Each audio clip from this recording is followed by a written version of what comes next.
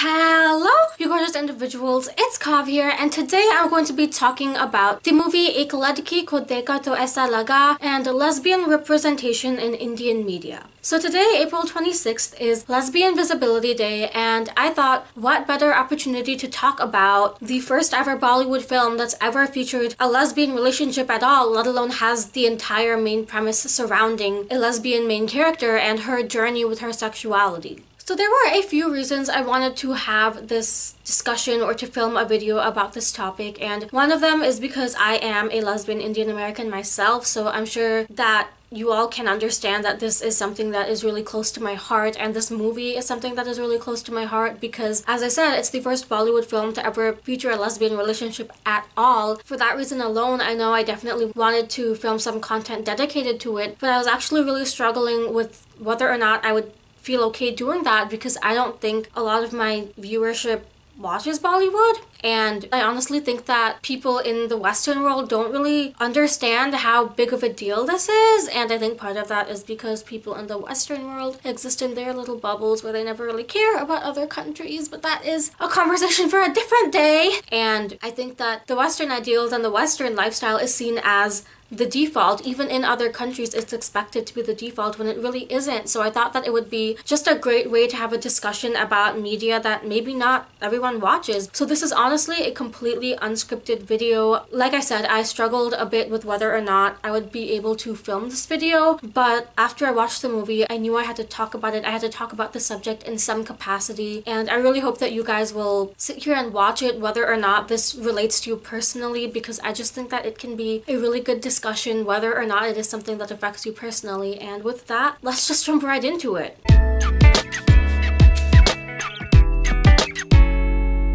So as I've said, I think multiple times in this video by now, Ek Ladki ko dekha to aisa laga is the first ever Bollywood film that features any sort of lesbian relationship, let alone has a lesbian as the main character and has the entire premise surround her experience and exploration of her sexuality. So Ek Ladki ko dekha to aisa laga means how I felt when I saw that girl, and I just think that that is such a creative title. This movie was made in one of the most creative and sensitive formats that I have ever seen any movie be made in, and I think that it easily could have handled this subject that is often treated as a taboo in Indian society in a much worse way than it did, but it actually handled the issue extremely sensitively and, in my opinion, extremely well. The movie was released in early 2019 at the beginning of February, and it was filmed by Shelly Chopra Dar, which is awesome because that is a female director, and it stars Sonam Kapoor as Sweetie Chowdhury, the character who is a lesbian. So I still remember when the trailer for this movie first dropped. I think it was at the end of 2018, and I remember seeing quite a few of my friends who are also South Asian and queer getting into a frenzy because we all realized that this had a very high probability of being about a lesbian main character or being about a queer main character, and it was really exciting. And something specific I remember about this trailer dropping is that I'm pretty sure it dropped like very recently after homosexuality was legally decriminalized in India, so the timing of it was just perfect. I just remember those couple of days just being so excited and so proud of where I came from. I think a big part of the reason this film means so much to me is because I never expected it. I never expected queer representation in Indian media. I have always campaigned for representation in books in Western society. As you all know, I have always prioritized the fight for representation in books and in TV shows and in movies in Western society as the forefront of the existence of my channel. I have never done the same for Indian media. Part of that is because I am more involved in Western society living in America,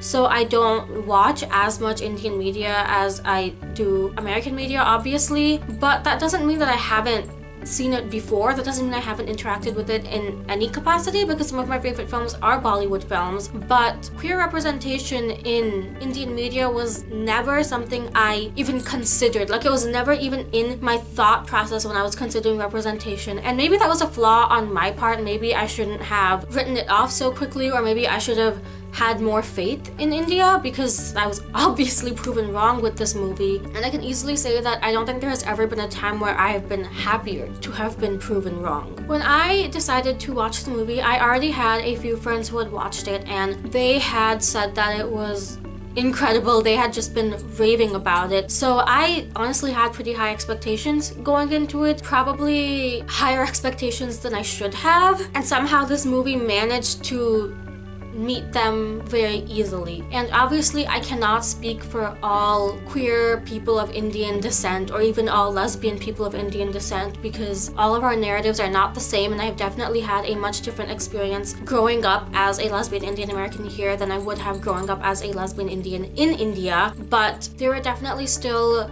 things I saw in the movie that just hit me. I cry a lot when I read books and when I watch movies and when I watch TV. I didn't used to, but once I started crying, I never stopped. Like, it is more common for me to cry while consuming media than it is for me to not. But I don't think I have ever really sobbed, like full on cry, sobbing my eyes out. I shed a few tears here and there. Sometimes I cry a little bit more, but I don't full on sob.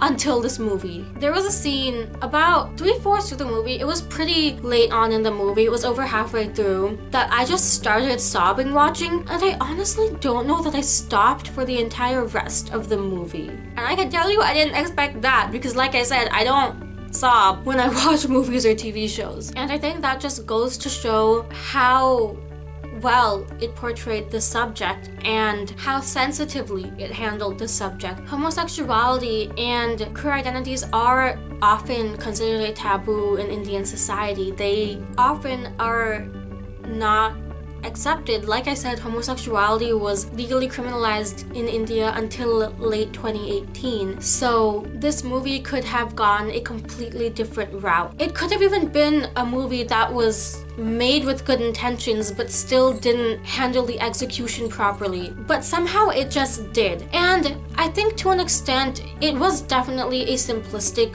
portrayal of the subject, but I also think that there's this expectation that media that represents underrepresented identities has to capture everyone's story, and that's an unfair expectation to have. But regardless, it can't be expected to represent everyone's identities because all identities are not the same. No one group of people will ever share entirely the same experience. No two people will ever share entirely the same experience because everyone's journey is different. And I think that that's just an inappropriate expectation to have, although I can understand where it would come from for a movie with so much writing on it. So I guess, yeah, in a sense it did portray the issue in a relatively simplistic fashion, but for the first movie to ever deal with the subject matter, I think it did it in as respectful of a way as it possibly could have. And this is where the argument that coming out stories are overdone or stories about queer pain are invalid really gets to me. I think it is totally valid to want other stories, to want non-coming out stories, to want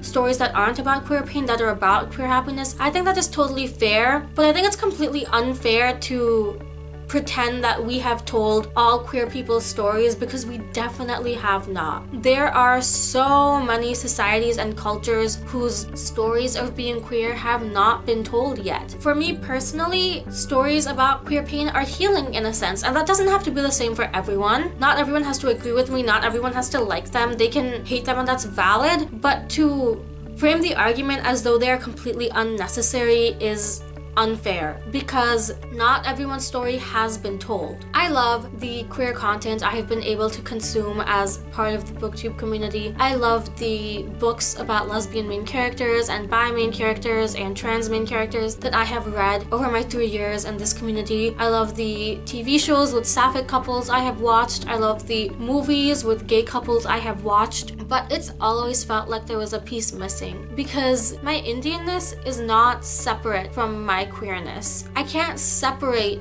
being Indian from being a lesbian, and I think that that's an expectation that is so often had in Western media. Stories about white, gay, and lesbian main characters don't have the same impact for me because they don't capture the entirety of my story. My identity is who I am as a whole. It is not split into different parts. So I am just as much a lesbian as I am an Indian, and this was the first movie to ever capture that.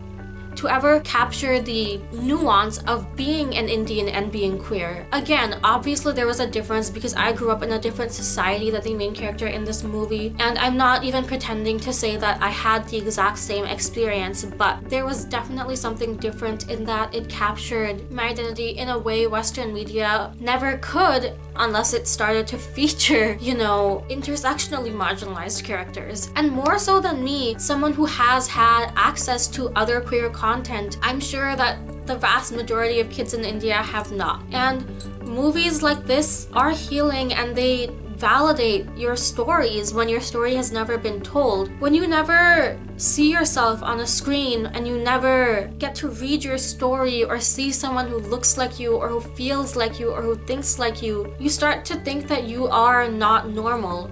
You start to think that you are outside the ordinary, and the people around you start to think that you're outside the ordinary too. But when your story is told, or even a part of your story is told, you realize that you are just as worthy of having a journey as every other person. And it can help change the minds of the people around you too. It can help them understand that your journey is just as valid as theirs. I'm not saying that this movie is going to cure homophobia around the world, but it is a start. It is a step in the right direction, and it's really the first step I've seen made for lesbian Indians, and that is big. I think for some content that hits you right in the heart, there comes a point when you are beyond words in talking about it. And I feel like that's a lot of how I feel with this movie, because this video only captures a fraction of how I truly feel, and I don't know that I will ever be ready to fully express how I truly feel. I truly think that this movie